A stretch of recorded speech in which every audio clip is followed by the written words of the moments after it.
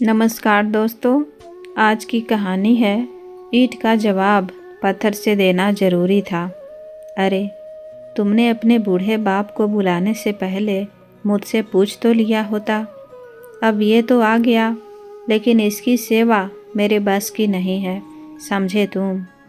कामिनी ने अपने पति आलोक से कहा।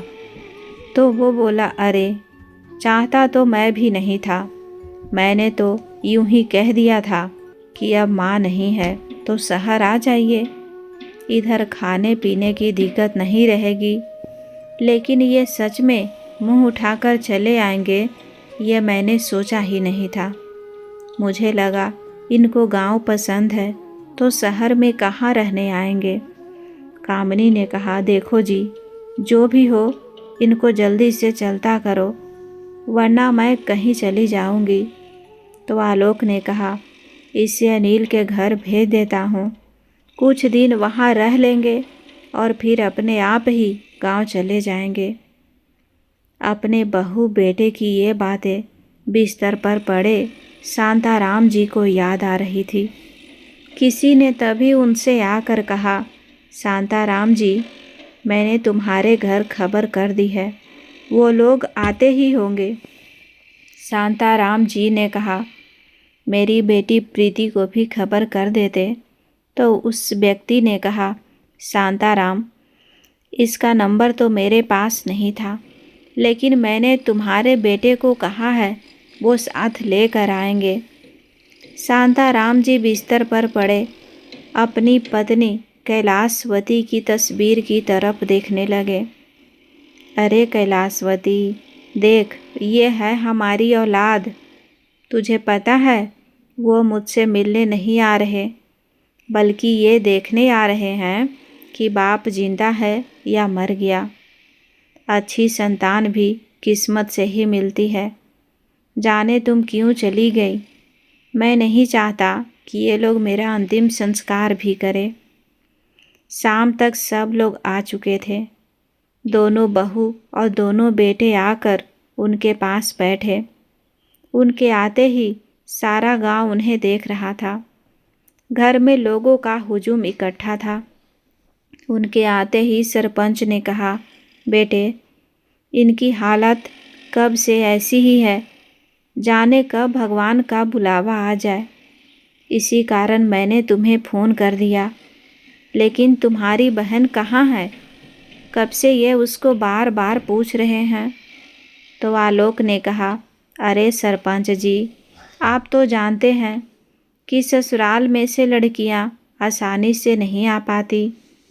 उसके पति ने साफ मना कर दिया कि जाने की कोई ज़रूरत नहीं है। ये बात सुनकर सरपंच जी आगे कुछ ना कह सके। अब घर में भारी भीड़ जमा हो चुकी थी। कामिनी ने आलोक से मौका मिलते ही कहा, देखा, मुझे तो लगता है कि तुम्हारे पिताजी तुम्हारी बहन को सासू माँ के जेवर देना चाहते होंगे। अच्छा हुआ जो हम पहले आ गए, पता नहीं क्या क्या दे देते। अगर वो साथ आ जाती तो अच्छा हुआ ना कि मैंने ऐन वक्त पर उसे बताने को ही मना कर दिया। अब जो है वो हमारा है। अरे, लड़कियां थोड़े हिस्सा लेती है। यही सच था कि जानबूझकर प्रीति को नहीं लाया गया था, बल्कि उसे तो बताया भी नहीं गया था कि उसके पिताजी इतने बीमार हैं। बहुओं ने शांताराम जी के पैरों में बैठकर रोना शुरू कर दिया। बड़ी बहू रोते हुए उनके पैर दबाने लगी। भर भर कर आंसू टपकाए जा रही थी। आंचल को भिगोकर बार बार पलटा जा रहा था। छोटी ने जैसे ही देखा तो सोचा कहीं वो इस रोने की प्रतियोगिता में पीछे ना रह जाए, तो उसने और भी ज़ोर से रोना शुरू कर दिया और अपने ससुर के हाथ दबाने लगी। दोनों बेटे भी पास बैठ गए। एक सिर दबाने लगा तो दूसरा हाथ लेकर बैठ गया। सरपंच जी ने कहा, शहर के होते हुए भी कितने सुलझे हुए बेटे हैं शांताराम के, कैसे सेवा कर रहे हैं। शांताराम जी बार बार बंद होती आंखों से बच्चों की तरफ देख रहे थे। ऐसी सेवा तो उन्हें पहली बार ही मिल रही थी। दोनों बेटे बातें कर रहे थे कि अब जो होना है वो तो होना ही है, क्यों ना आगे की तैयारी कर ली जाए। ऐसा करते हैं, 13वीं में मीठे में लड्डू और खीर बनवा लेंगे। तो अशोक ने कहा, और हाँ, पिताजी को तो बर्फ़ी भी पसंद थी, वो भी बनवा लेंगे।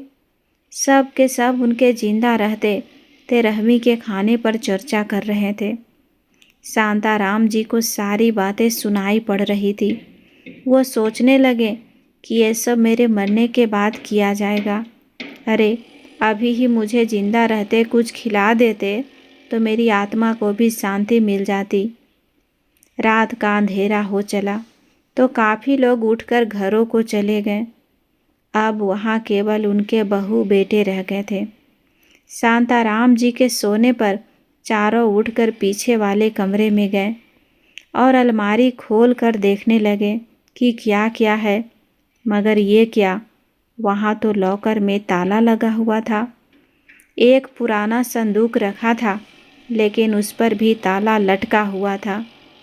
बड़ी बहू कामिनी ने कहा, अरे, सब अपना ही है, ये परलोक चले जाएंगे तो ले लेंगे, इससे पहले कोई आ जाए।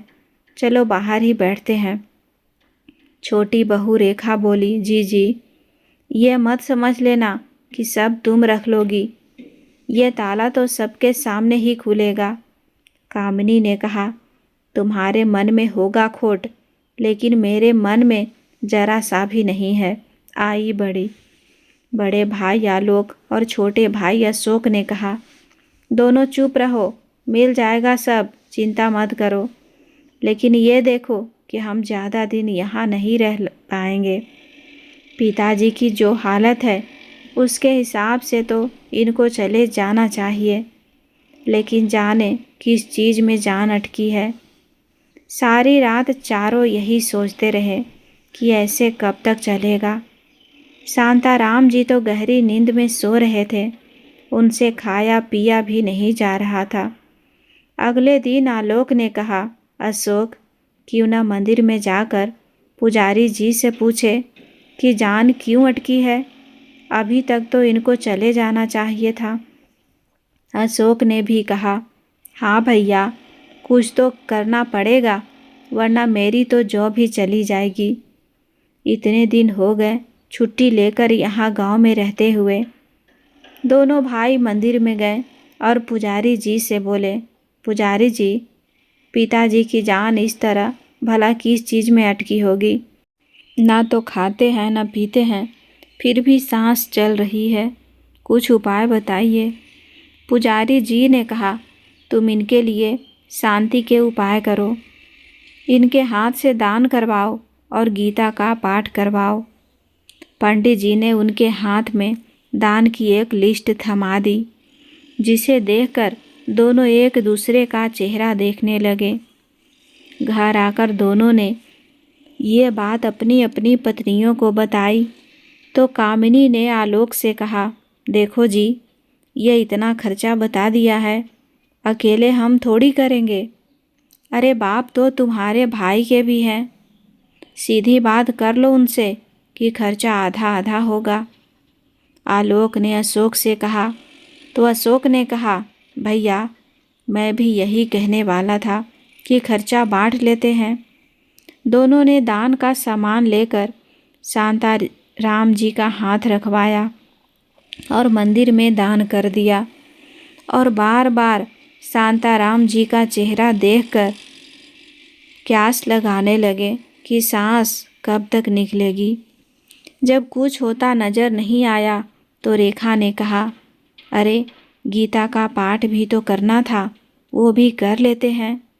अशोक ने कहा, थोड़ा थोड़ा सब पढ़ेंगे, वो भी बारी बारी से, एक ही व्यक्ति क्यों करे, जिम्मेदारी तो सबकी है।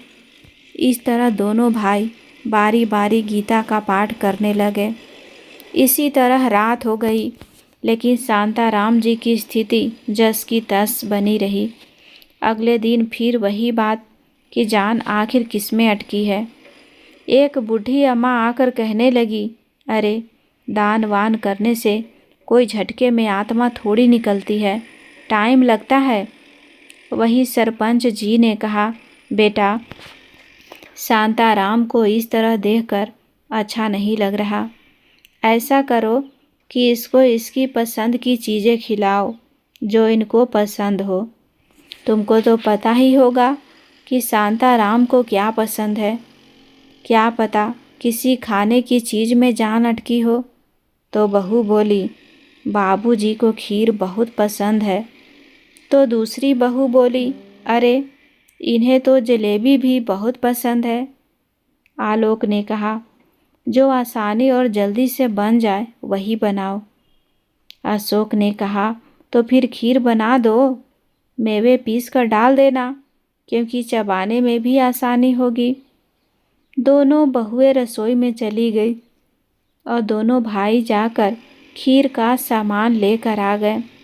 अब घर में खीर बन रही थी और शांताराम जी को खीर की खुशबू सोने नहीं दे रही थी। कितने महीनों बाद उन्हें ऐसी सुगंध आई थी। घर में कोई था ही नहीं तो कौन बनाता।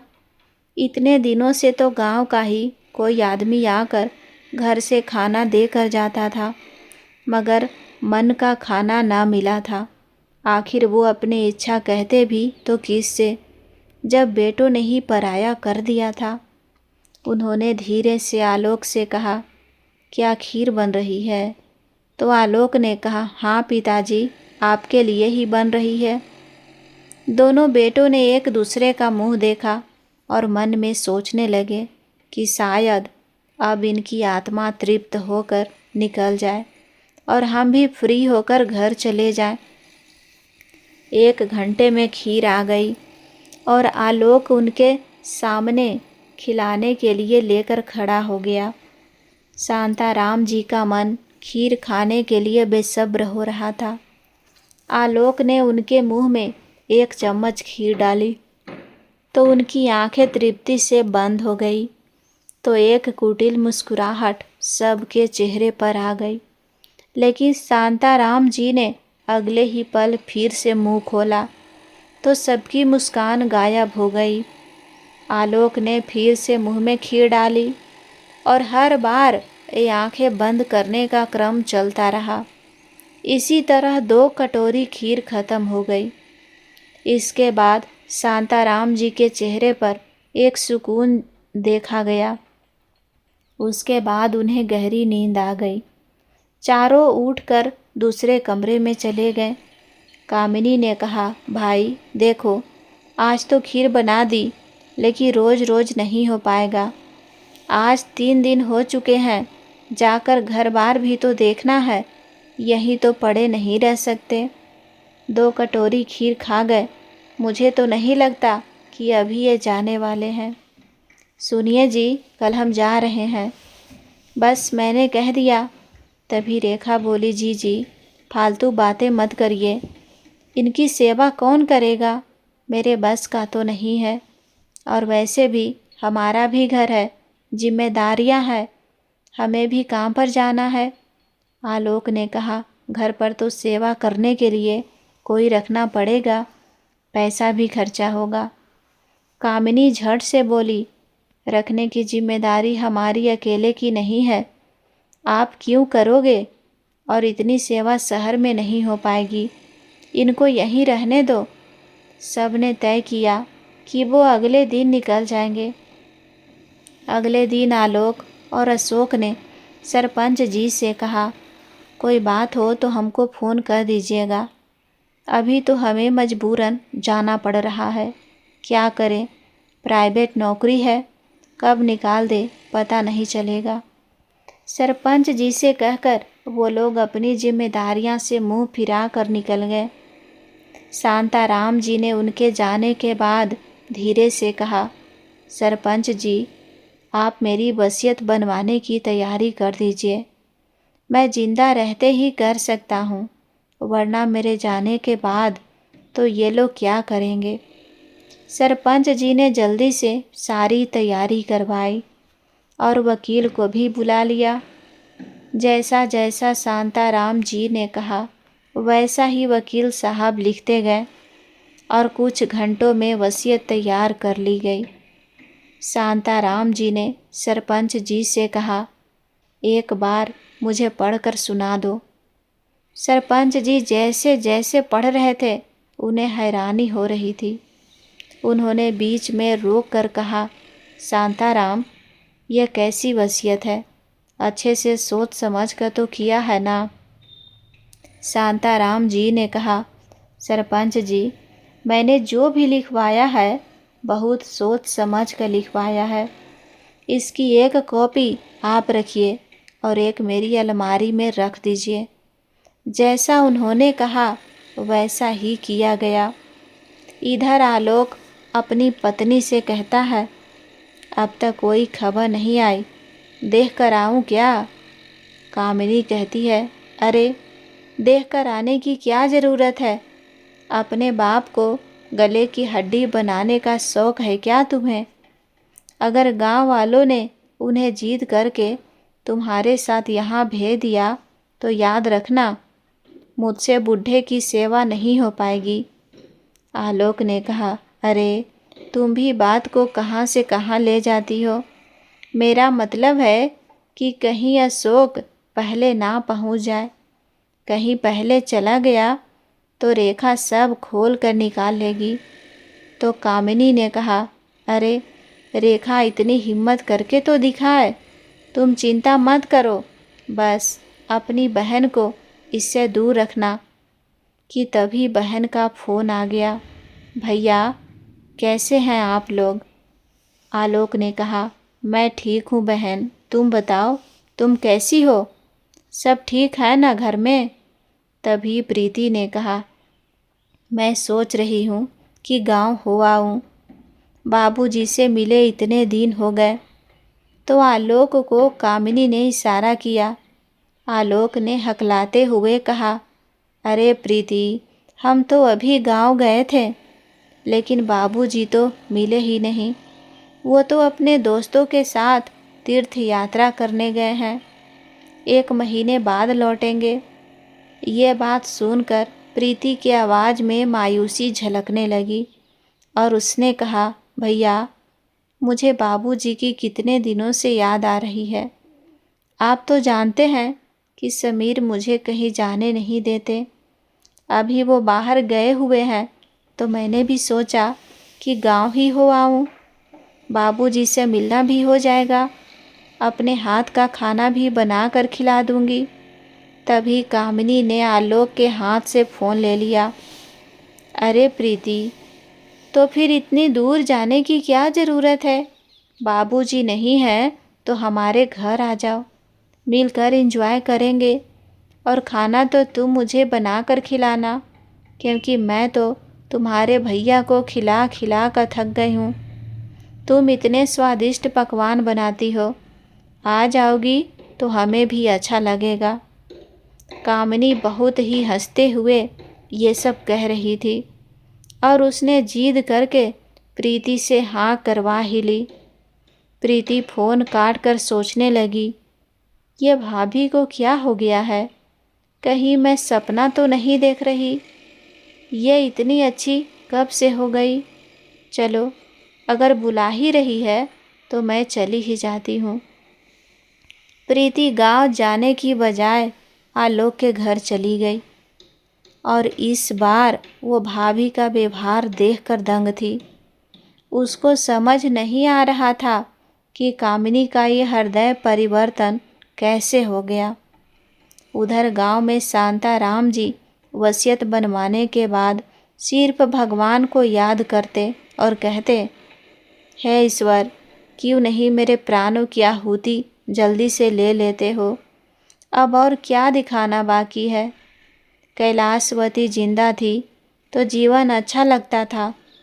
कैसे वो मुझे चूल्हे के पास से खाने के लिए आवाज़ देती थी, सारा दिन मेरी ही सेवा करती थी। ये सब सोचते सोचते शांताराम जी अपनी यादों में खो गए, जहाँ कभी उनकी पत्नी कैलाशवती जी हुआ करती थी। शांताराम जी दिन भर खेतों में मेहनत करते। उनके पास कई ज़मीनें थी और सब पर खेती का काम होता था। शादी के बाद जब वो कुलदेवी के मंदिर गए थे तो उन्हें याद है कि कैलाशवती जी ने 2 राम लक्ष्मण जैसे बेटे की प्रार्थना की थी। शादी के 1 साल बाद जब बड़ा बेटा आलोक पैदा हुआ तो उनकी खुशी का ठिकाना ही नहीं था। वो कहती थी कि देवी ने सच में मुझे राम दे दिया। अब बस लक्ष्मण जैसा इसका भाई आ जाए और एक कन्या, फिर तो मेरा परिवार पूरा हो जाएगा। जब बड़ा बेटा 2 साल का हुआ तब तक उनको एक बेटा और हो गया। उसका नाम अशोक रखा गया। शांताराम जी बेहद खुशी से पूरे गांव में खुशखबरी सुनाते घूमे थे। सबसे कहते थे, मेरे तो राम लक्ष्मण हो गए। खुशियाँ इस परिवार में बढ़ रही थी। और इसके बाद अब कैलाशवती जी को कन्या की इच्छा होने लगी थी। वो कहती कि इनकी एक बहन और हो जाए तो परिवार पूरा हो जाए। 2 साल बाद फिर से खुशखबरी आई और इस बार भी कुलदेवी ने उनकी इच्छा पूरी कर दी। उनको बेटी हुई तो शांताराम जी ने सारे गांव में यही कहा, मेरे यहाँ तो स्वयं देवी आ गई है। कैलाशवती के तो खुशी के मारे पैर ही जमीन पर नहीं थे। उनका भरा पूरा सुखी परिवार था। शांताराम जी अपने बच्चों को शहर के स्कूल में पढ़ाना चाहते थे, सो उन्होंने 5वीं कक्षा के बाद एक रिश्तेदार के घर दोनों बेटों को भेज दिया। लड़की को भी भेजना चाहते थे, मगर कैलाशवती जी थोड़े कड़वे विचारों की थी। उन्होंने कहा, अजी प्रीति तो यहीं पढ़ लेगी। गांव में कितना अच्छा सरकारी स्कूल है, सबकी लड़कियां वहीं पढ़ने जाती है और हीरा तो कोयले से भी निकल आता है। आप उसको कहीं मत भेजिए, जमाना भी खराब है और मुझे शहर वालों पर तो कतई भरोसा नहीं है। शांताराम जी को भी लगा कि बात तो सही है। उन्होंने प्रीति को गांव में अपने साथ ही रखा। प्रीति गांव में पली होने का बाद भी गांव की लगती ही नहीं थी। उसे अंग्रेजी बोलने का बहुत शौक था। उसने कई बार कहा कि अम्मा, मुझे भी शहर के स्कूल जाना है, वहाँ अंग्रेजी सीखूंगी। यहाँ तो हमारे मास्टर जी ही ठीक से ना बोल पाते हैं। तो कैलाशवती कहती, बेटा वो नहीं बोलते, लेकिन तू तो बोल लेती है ना। यहीं रहकर कुछ बनकर दिखाओ तो कुछ बात है, शहर जाकर तो कोई भी कर लेगा। प्रीति के दिमाग में ये बात बैठ गई और उसने टीवी में इंग्लिश न्यूज़ चैनल देख देख कर काफ़ी हद तक वही लहजा और इंग्लिश सीख ली थी। शांताराम जी अपनी बेटी को इस तरह मेहनत करते देख बहुत खुश होते, लेकिन उनका प्रीति के लिए एक सपना था जो धरा रह गया, क्योंकि कैलाशवती जी इसे गांव से बाहर भेजना ही नहीं चाहती थी। लेकिन उन्होंने कभी भी इस पर घर कोई बहस या झगड़ा नहीं किया। जीवन शांतिपूर्ण गुजर रहा था और लड़के बाहर पढ़ रहे थे। पढ़ी लिखी और इतनी गुणी प्रीति के लिए शहर के अच्छे रिश्ते आने लगे थे। शांताराम जी ने सोचा कि कोई और इच्छा भले ही न पूरी कर सका, लेकिन इसे शहर में ज़रूर ब्याहूंगा, जिससे मेरी बेटी गांव से बाहर निकलकर जीवन में आगे कुछ कर सके। लड़का सबको पसंद था। उसकी नौकरी भी सरकारी थी और उसमें कोई बुरी आदत भी नहीं थी। परिवार अच्छा मिल रहा था तो प्रीति की शादी कर दी गई, मगर भाग्य से ज़्यादा किसी को नहीं मिलता। प्रीति का पति चाहता ही नहीं था कि प्रीति कहीं जाए या कुछ करे। उसकी आगे पढ़ने की इच्छा पर तो उसने पूर्ण विराम लगाया ही, बल्कि प्रीति गांव जाने की भी परमिशन जल्दी से नहीं मिलती थी। जब भाइयों की शादी तय हुई तो इस बहाने से प्रीति काफ़ी दिनों के लिए गांव आई थी। माँ ने उसे घर के काम में हाथ न हिलाने दिया। प्रीति को खूब सारे गहने और साड़ियाँ नेग में मिले। एक एक करके ऐसे ही दोनों भाइयों की शादियां हो गई थी। मगर उसके बाद उसके पति ने उसे गांव जाने ही ना दिया। शांताराम जी के दोनों बेटे शहर में ही नौकरी करने लगे थे, तो पत्नियां भी साथ ही शहर चली गई और गांव में दोनों पति पत्नी अकेले ही गुजर बसर करने लगे। उन्होंने ना तो कभी माँ बाप को शहर बुलाया और ना ही माँ बाप को कभी ज़रूरत लगी। प्रीति को याद आती तो कैलाशवती जी कहती, बेटी के साथ रहकर मेरा तो दिल नहीं भरता, अब जाने प्रीति कब मिलने आएगी। तो शांताराम जी कहते, कैलाशो, बेटी का ससुराल में रहना ही अच्छा होता है। अगर तुम इसे बार बार बुलाओगी तो उसके घर में कलेश होगा। तुम तो अपने जवाई को जानती ही हो, तो बेकार की इच्छा ना पाल कर भगवान से ये कहा करो कि अपनी बेटी सदा सुख से रहे। कैलाशवती जी इन्हीं बातों से सब्र कर लेती थी, मगर उनकी उम्र ज़्यादा नहीं थी। थोड़े ही समय में उन्हें गंभीर बीमारी लग गई और वो परलोक को सिधार गई। प्रीति को बहुत दुख हुआ कि वो अंतिम समय में भी माँ के साथ ना रह सकी। शांताराम जी अकेले पड़ गए थे, मगर गांव के काम काज इतने थे कि उनमें समय बिताकर मन बहला लेते थे। कहते थे, जितने चलते फिरते रहेंगे उतना अच्छा रहेगा, लेकिन ईश्वर को जो मंजूर होता है वही होता है। एक दिन उन्होंने आलोक को फ़ोन किया और कहने लगे, बेटा, कभी कभी तुम लोग आ जाया करो, थोड़ा अच्छा लगेगा। मैं अकेले कभी कभी परेशान हो जाता हूँ।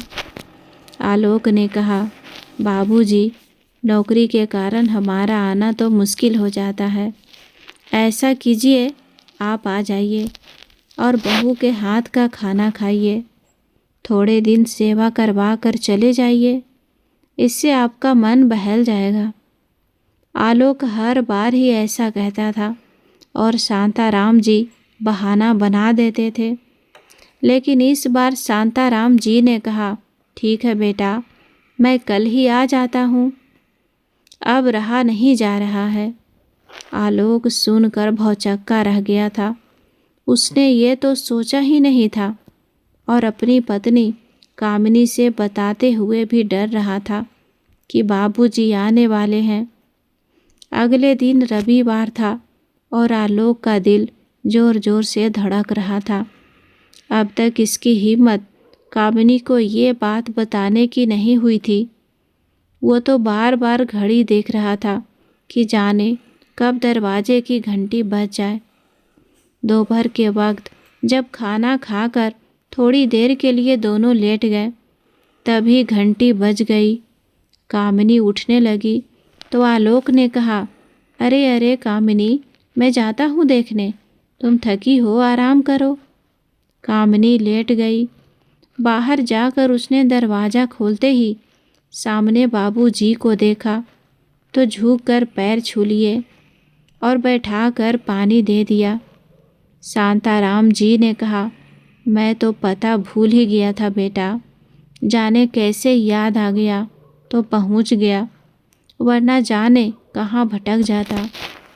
अंदर कामिनी को आवाज़ें आई तो बाहर आ गई और सामने ससुर को देखकर उसके अंदर ज्वालामुखी फटने को तैयार हो गया। उसने गुस्से से आलोक को देखा, लेकिन इसका गुस्सा देखकर आलोक ने नज़र घुमा ली। ससुर जी को चाय नाश्ता देकर उसने कहा, मुझे तो कोई कुछ बताता ही नहीं है कि आप आने वाले हैं, वरना अभी आपको खाना खिला देती। अभी सारा खाना ख़त्म हुआ है। शांताराम जी ने कहा, अरे कोई बात नहीं बहू, इसी से पेट भर जाएगा, जाओ तुम आराम कर लो। गुस्से में भरी कामिनी उठकर अंदर चली गई, लेकिन आलोक डर के मारे अंदर भी नहीं गया। 2 दिनों तक घर में तनातनी का माहौल रहा। कामिनी ने अपने ससुर को ठीक से खाने के लिए भी ना पूछा और ना ही गुस्से में आलोक से बात की। वो दिन में घर से गायब रहती और शाम को आकर कहती, मैं तो थक गई हूँ। आलोक जानबूझकर उसे कुछ ना कहता और ऑफिस से आकर खाना बनाता। शांताराम जी दिन में खुद ही कुछ बनाते और सोचते, ये बहू आखिर जाती कहाँ है, खाना भी बना कर नहीं जाती, कुछ कहती ही नहीं है। आज आलोक से बात करूँगा। शाम को जब आलोक आया तो उसके बाद कामिनी भी घर आ गई। शांताराम जी ने सोचा, अकेले में ही बात करेंगे वरना बहू को बुरा लगेगा। शांताराम जी रात को खाने के बाद जैसे ही अशोक को आवाज़ देने उसके कमरे में गए तो बहू की आवाज़ कानों में पड़ी, अरे तुमने अपने बूढ़े बाप को बुलाने से पहले मुझसे पूछ तो लिया होता। अब ये तो आ गया, लेकिन इसकी सेवा मेरे बस की नहीं है, समझे तुम।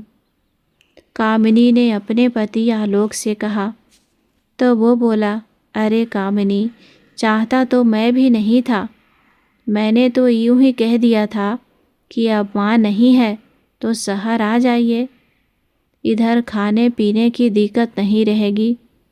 लेकिन ये मुंह उठाकर चले आएंगे, यह मैंने नहीं सोचा था। मुझे लगा इनको गांव पसंद है तो शहर में कहाँ रहने आएंगे। कामिनी ने कहा, देखो जी, जो भी हो इनको जल्दी से चलता करो वरना मैं कहीं चली जाऊंगी। तो आलोक ने कहा, इसे अशोक के घर भेज देता हूँ, ये कुछ दिन वहाँ रह लेंगे और फिर अपने आप ही गांव चले जाएंगे। आलोक ने कहा, रुको अभी, अशोक को फ़ोन लगाता हूँ। उसने अशोक को फ़ोन लगा दिया और बताया कि बाबूजी गांव से आए हुए हैं और तुम्हारे घर आना चाहते हैं। फ़ोन स्पीकर पर था और आवाज़ बाहर तक आ रही थी। यह बात सुनते ही अशोक की पत्नी रेखा भड़क गई थी। अरे भाई साहब, ऐसे कैसे? कल तो हमें कहीं बाहर जाना है और बाबूजी तो आपके यहाँ पहले आए हैं, तो आप रखिए।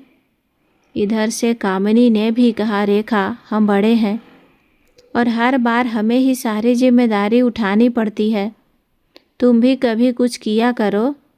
इस बार बाबूजी को रख लो, हमें कुछ नहीं पता, हम कल भेज देंगे। दोनों भाइयों में इस बात पर बहस हो गई और फ़ोन कट गया। शांताराम जी ने ये बात सुनकर कानों पर हाथ ही रख लिया था। अपने बेटों के शब्द सुनकर उनके आंसू बहने लगे थे। अरे अब क्या मैं अपने ही बच्चों पर ही बोझ बन गया। मेरे बच्चे मेरे साथ फॉर्मेलिटी निभाने लगे हैं। मैंने तो सोचा था कि शहर में बेटा सेवा करेगा, गांव में तो अच्छे खाने के लिए तरस जाता हूँ। कम से कम यहाँ तो बहू कुछ दिन अच्छा बना कर खिलाएगी। मैं ही बेकार लालच में चला आया। उम्र ही तो काटनी थी, इससे तो वहीं रह लेता। शांताराम जी को रात बहुत भारी लगने लगी। आँखों से नींद दूर चली गई। करवटें लेते हुए सारी रातें बीत गई और बेटे बहू की सारी बातें कानों में रह रह कर गूंजती रही। अगली सुबह 5 बजे उठकर नहा धो लिए, अपना सामान बांध कर बैठ गए और आलोक के उठने का इंतज़ार करने लगे। 6:30 बजे आलोक जैसे ही उठकर आया तो उन्होंने कहा, बेटा, मुझे गांव में कुछ काम आ गया है, मैं जा रहा हूँ। कहकर उन्होंने अपना थैला उठा लिया। अंदर से कामिनी भी आ गई और उन्हें जाते देखकर खुश हो गई। वो बाहर निकलते चले गए। आलोक जल्दी जल्दी कदम बढ़ाता हुआ बाहर आया और उन्हें 1000 रुपये पकड़ाने लगा। शांताराम जी बोले, बेटा, इसकी ज़रूरत नहीं है, तुम रखो। लेकिन आलोक ने उनका हाथ पकड़कर उस पर रख कर कहा, अरे बाबूजी, आप अचानक जा रहे हैं, रात को भी नहीं बताया। मैंने आपको कुछ भी नहीं दिया। आप ये रख लीजिए, रास्ते में ज़रूरत पड़ेगी तो काम आएंगे। शांताराम जी ने खामोशी से नोट अपनी जेब में रख लिया और चल दिए। पूरे रास्ते वो यही सब सोचते रहे। मेरे बेटे ने मुझसे यूं ही आने को कहा और मैं समझ ना सका।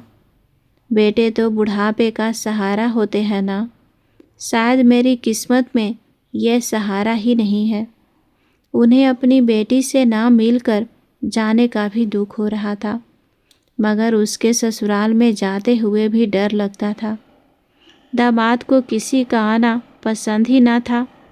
वो गांव पहुंच गए और अपनी खेती के कामों में लगकर पहले जैसे अपना समय काटने लगे, लेकिन इस दुख ने उन्हें अंदर तक तोड़ कर रख दिया था। खाना पीना कम होने लगा और जिससे उनकी तबीयत खराब होने लगी। किसी ने सच ही कहा है कि चिंता चिंता समान होती है। इतनी चिंता और दुख उनका शरीर झेल न पाया और वो बिस्तर पर पड़ गए। बोलने की हिम्मत भी खत्म हो रही थी।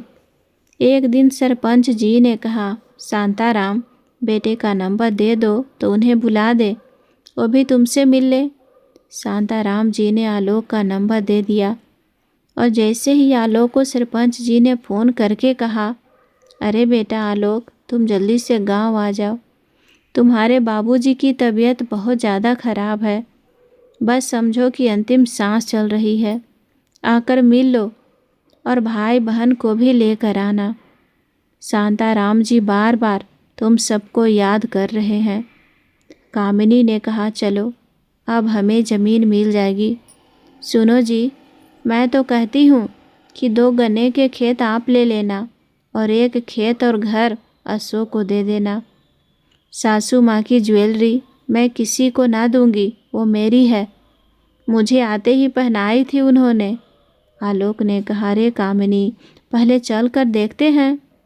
दोनों अगले दिन ही निकल गए। जैसे ही वो गांव आए तो बहुएं ज़ोर ज़ोर से छाती पीट पीट कर रोने लगी। अब भी उन्होंने प्रीति को कुछ ना बताया। शांताराम, अरे शांताराम, क्या सोच रहे हो? देखो, तुम्हारी बेटी आई है। आकर सरपंच जी ने जैसे ही उन्हें झिंझोड़ा तो झटके से उन्होंने आंखें खोली। दोनों आंखों से आंसू एक तरफ लुढ़कने लगे। उनकी बेटी प्रीति अपने बाबूजी की ये हालत देखकर जोर से रो पड़ी। वो बोली, बाबूजी, मैंने तो भैया से भी कहा था कि मुझे गांव जाना है, मगर उन्होंने मुझे अपने घर बुला लिया। कहा कि आप कहीं बाहर तीर्थ पर गए हैं, 1 महीने में आएंगे। मैं तो पहले ही आ रही थी। बाबूजी, मुझे माफ़ कर देना। मुझे आपकी सेवा करने का मौका ना मिला। अब आप चिंता मत कीजिए, मैं यहीं रहूँगी और आपको सेवा करके ठीक कर दूँगी। शांताराम जी बेटी के चेहरे को एकटक देखते रहे। धीरे धीरे प्रीति की आवाज़ उनके कानों से दूर होने लगी। उन्हें पलके ना झपकाते देखकर जब प्रीति ने हिलाया तो गर्दन एक तरफ लुढ़क गई। ये देखते ही वो उनके सीने पर सिर रखकर ज़ोर ज़ोर से रो रही थी। तभी पीछे से आलोक और अशोक अपनी पत्नियों के साथ आ गए। सभी लोग रोने का दिखावा एक दूसरे से ज़्यादा करने की कोशिश कर रहे थे।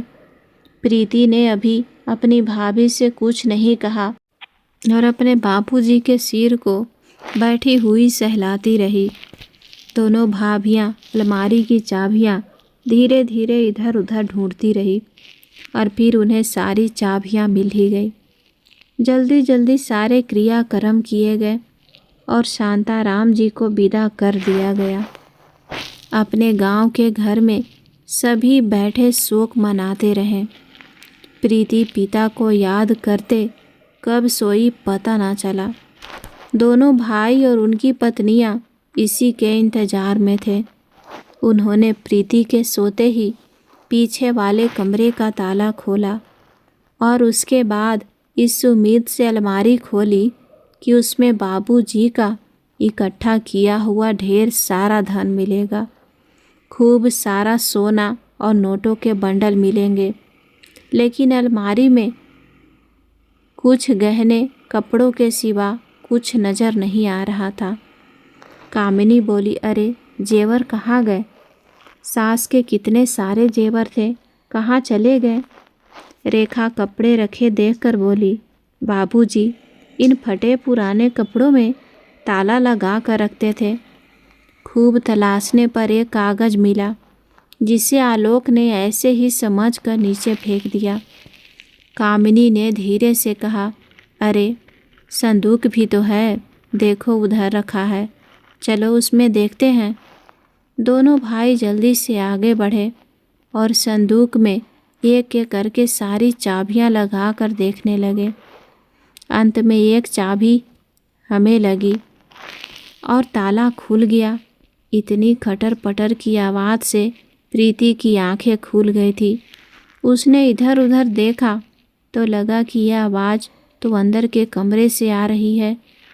वो उठकर उधर जाने लगी।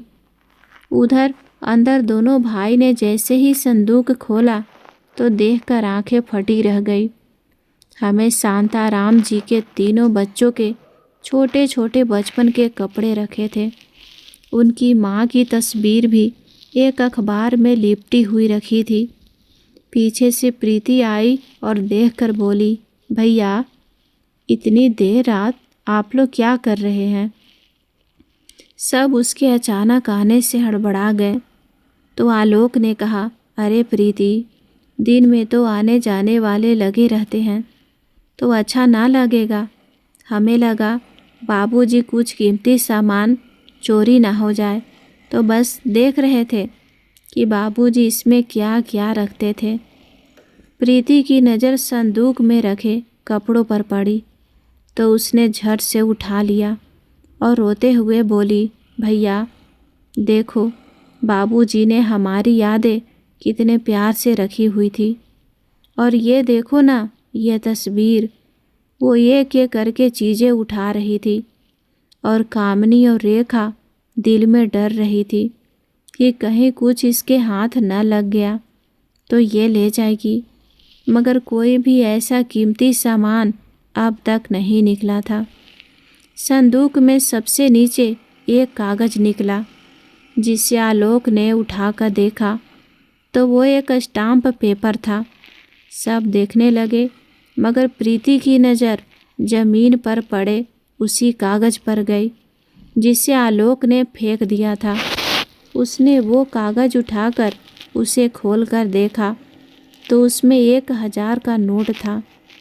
उसने कागज़ को खोला तो देखा कि कुछ लिखा हुआ था। बाबूजी की लिखाई देखकर वो पढ़ने लगी, बेटा ये 1000 का नोट तुमने मुझे दिया था, लेकिन उस दिन मैंने ये जिसे भी दिया उसने इसको नकली बताया, तो मैंने तुम्हारी याद के तौर पर संभाल कर रख लिया था। बेटा मन तो चाहता था कि तुम सबके साथ रहूं और पोते पोतियों संग खेलूं, मगर बहू का मेरा शहर आना पसंद ही ना आया। उस दिन रात को सब सुन लिया था, इसीलिए सुबह ही निकल आया। प्रीति से मिलने की इच्छा बहुत थी, मगर उससे भी ना मिल पाया। मेरी बेटी होती तो मेरी सेवा करती, बस यही सोचकर अंतिम सांसें अटकी है कि काश वो एक बार मिलने आ जाए। प्रीति ये चिट्ठी पढ़कर फफक पड़ी। उसे याद आया कि कैसे उसके बाबूजी उसे देखते ही चल बसे थे। इधर आलोक के हाथ में जो कागज़ था उसमें साफ साफ लिखा था कि यह गांव का घर अब प्रीति का है और खेत की ज़मीन पर एक आश्रम बना दिया जाए, जिससे गांव के बेसहारा लोग आश्रम में अच्छे से रह सकें, जिसे सरपंच जी चलाएंगे। अपनी जमा पूंजी आश्रम के नाम पर छोड़कर जा रहा हूँ, जो सरपंच जी के पास रखवा दी है। सब के सब एक दूसरे का मुंह ताकने लगे। प्रीति ने कहा, भाभी अब समझ आया कि उस दिन आप इतने प्यार से मुझे घर क्यों बुला रही थी। अच्छा हुआ जो मैं नहीं आई। आपने मुझे यहाँ इसीलिए ना आने दिया कि कहीं बाबूजी सब मेरे नाम पर ना कर जाए। आपने मुझसे झूठ बोला कि वो गांव में नहीं है। अरे बता देती तो मैं आकर उनकी सेवा कर लेती, तो मेरे बाबूजी ठीक तो हो जाते। लानत है तुम जैसे भाइयों पर। तुम इतनी रात में यहाँ बाबूजी की जमा पूंजी और जायदाद के कागज बटोरने आए थे। धिक्कार है तुम जैसे बेटों पर। तुम कुछ दिन पहले भी बाबूजी को बिस्तर पर पड़ा छोड़कर शहर चले गए थे और मुझे बताया तक नहीं कि बाबूजी इतने बीमार हैं। अरे डूब मरो तुम सब कहीं जाकर। प्रीति फफाक कर रो रही थी। सब के सब कभी उसका चेहरा देखते तो कभी उस कागज पर लिखे वसीयतनामे को देखते। उनके हाथ इतने प्रपंच करने के बाद कुछ ना लगा था। पिताजी घर बेटी को दे गए थे और अब आलोक बार बार उस 1000 के नकली नोट को देख रहा था। दोस्तों, आप लोग ये कहानी कहाँ से देख रहे हैं कमेंट करके ज़रूर बताइएगा। कहानी अच्छी लगे तो वीडियो को लाइक करें, शेयर करें और चैनल पर पहली बार हैं तो सब्सक्राइब ज़रूर कर लें। धन्यवाद।